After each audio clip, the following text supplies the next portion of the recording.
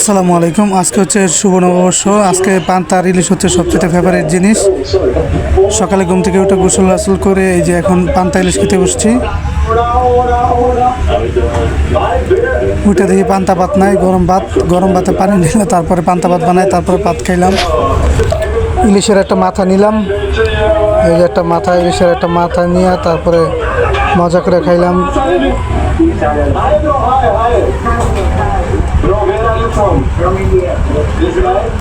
সাথে একটা পেঁয়াজও নিয়ে নিছি।